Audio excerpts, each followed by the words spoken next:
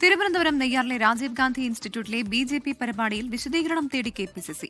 സ്ഥാപനത്തിന്റെ ചുമതലയുള്ള KPCC. General സെക്രട്ടറിയോടാണ് വിശദീകരണം തേടിയത്. ശനി, ഞായർ ദിവസങ്ങളിലായിരുന്നു രാജീവ് ഗാന്ധി ഇൻസ്റ്റിറ്റ്യൂട്ടിൽ ബി.ജെ.പി. പഠന ശിബിരം സംഘടിപ്പിച്ചത്.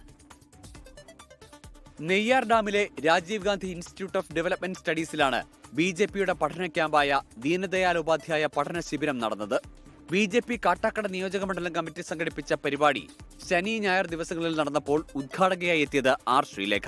കെ.പി.സി.സിയുടെ ഉടമസ്ഥതയിലുള്ള Rajiv Gandhi Institute of Development സ്റ്റഡീസിന്റെ ചെയർമാൻ കെ.പി.സി.സി. പ്രസിഡന്റാണ്.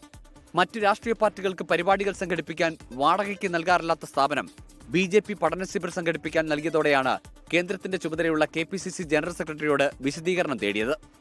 തലസ്ഥാനത്ത് ബി.ജെ.പി. കോൺഗ്രസ് ഡീൽ എന്ന CPIM ആരോപണങ്ങൾ കൂടി ശക്തിപ്പെടുന്ന സാഹചര്യത്തിലാണ് കെ.പി.സി.സിയുടെ വിശദീകരണം തേടൽ. 24 തിരുവനന്തപുരം.